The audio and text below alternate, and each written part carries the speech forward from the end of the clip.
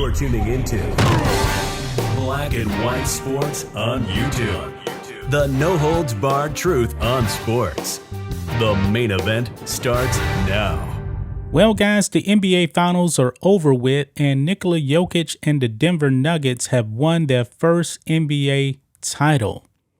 And Jokic, he was the MVP of the NBA Finals. Now, Jokic was tremendous in this series.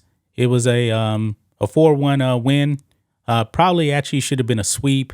I mean, the Miami Heat, they were actually clawing this game, and actually they led for the most part in this game, and even in the fourth quarter. But after that, it was all Denver Nuggets. Nikola Jokic is the MVP. Now, let's go back, guys. Months ago, it was Kendrick Perkins on ESPN. And he said something, guys, that Nikola Jokic was winning the MVP because he was white. And we do got the clip, guys. We're not going to forget that. We're not going to forget that. I mean, we did videos on that, got a lot of views. People were talking about it. But however, now, Nikola Jokic, probably the same people that were voting for MVP in the regular season, voted for him MVP in the NBA Finals. Yeah, you cannot make this up, guys. Look at this.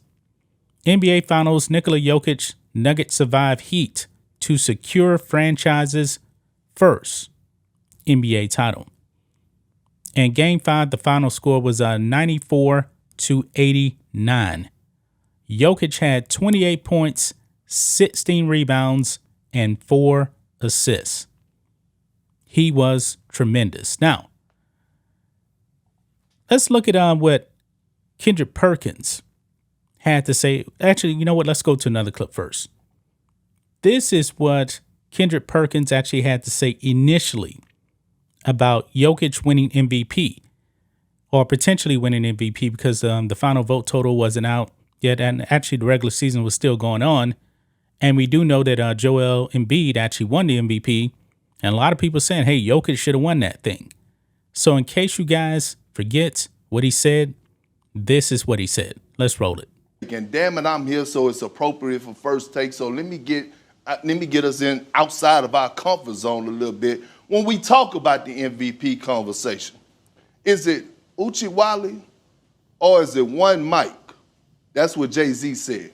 I just want to know, what song are we dancing to?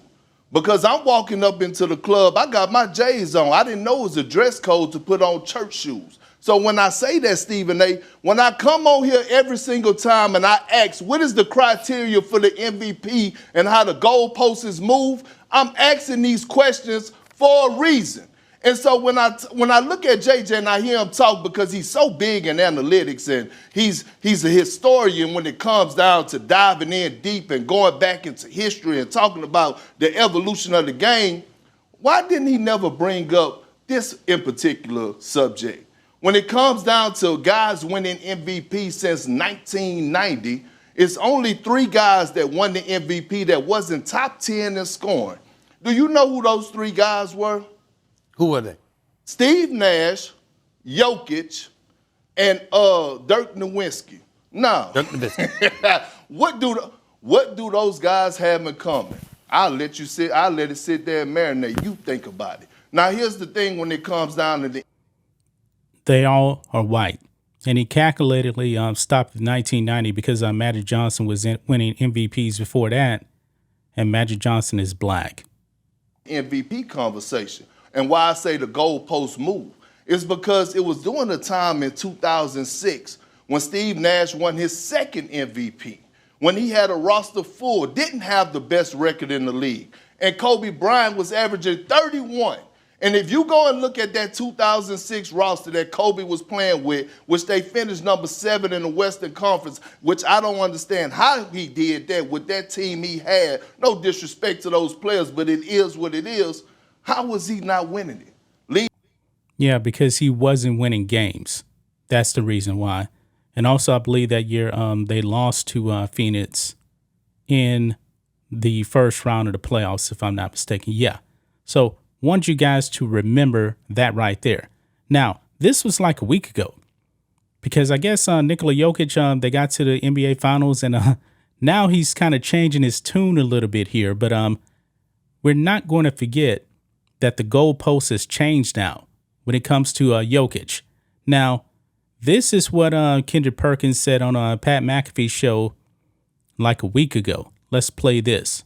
Perk, I want to know why, and I assume you have similar questions, but why did I, as basketball casual, not be forced to watch the Joker play basketball? I'm watching him through this playoff series. He is must-watch television. And last night for 3 quarters, I'm thinking to myself, like, I need this Joker guy every night. And then Miami does what Miami do in the fourth quarter and come back and win that thing. But this Joker guy, why isn't he on TV every single night, and should he be, Perk? Absolutely, he should be. He is the best player in the league. He's the most skilled center to ever touch the damn basketball. Let me say that, okay? When every time he shoot, I think it's going in. I don't care the level of difficulty, 47% from the three-point line, but we are to blame. And that's us as the media, us at the network, ESPN, because we should do a better job of promoting and marketing him. And he should be on television, because if you want to show someone how to play basketball the correct way, you got to show them Jokic. When you're talking about IQ, when you're talking about straight skill, Jokic is the guy that you're supposed to be watching. We shouldn't have to be waiting to the NBA Finals to be able to appreciate Jokic. Like, we got to do a better job, including myself, of actually marketing him. Like, let's talk about the Lakers and LeBron James and Jason Tatum, and more talk about Jokic. Well, Perk, the reason why you won't is because he's white. I know that. Yeah. That AJ, your question. Your question. Yeah, they got him right there. I guess now Kendrick Perkins has now come around now. But look at this. This is what he actually put out after the game last night. Kendrick Perkins tweets out, and last but not least, congratulations to Jokic for having one of the best playoff performances in history and winning his first Finals MVP. Carry the hell on. And then Bobby Burack of Outkick right below that tweets in reply to him, seems to me the white voters voted him Finals MVP and moved the goalposts. I'm just asking a question. Yeah, great combat there by Bobby Burack, man. Jokic has definitely made Kendrick Perkins look like a fool. Kendrick Perkins played the race card, did not want Jokic to be MVP again because he's white, and he tried to imply that the MVP voters were racist. You know, it's white MVP voters voting for Jokic because he's racist, even though since 1990, since Kendrick Perkins selectively stopped in 1990, there's only been 3 white MVPs since then. All of the other MVPs have been black. But congratulations to Jokic for winning MVP. And I guess now Kendrick Perkins has nothing else to say. He's not coming down on the MVP voters again, I guess.